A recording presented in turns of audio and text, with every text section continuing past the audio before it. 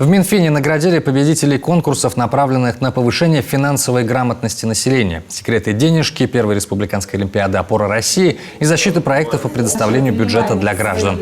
Победители получили грамоты, подарки и денежные премии. Как отметила жюри, детская фантазия не знает границ и порой удивляет своим размахом. Все конкурсные работы размещены на портале финансовой грамотности Республики Коми.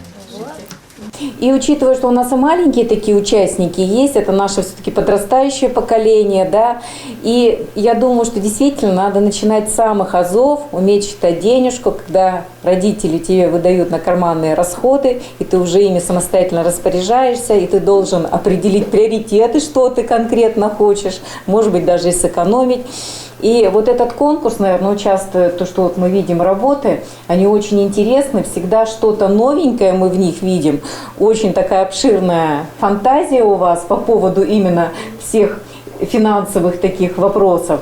Так что огромное вам спасибо. Ну и мы сегодня, конечно, готовы вам вручить наши награды.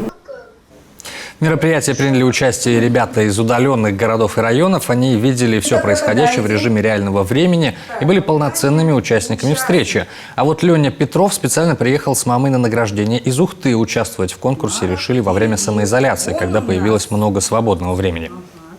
Конкурс дает понимание ребенку, что деньги не достаются просто так. С неба, скажем так, не падают. Деньги надо заработать и надо потратить не абы как, а на что-то конкретное, на что-то нужное.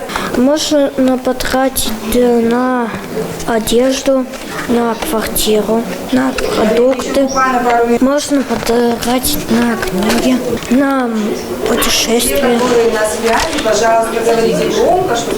Можно там потратить на машину. Коми по результатам независимой оценки традиционно входит в тройку регионов-лидеров по финансовой грамотности населения. Работа охватывает разные категории населения и проводится в разных форматах, в том числе и с помощью таких конкурсов.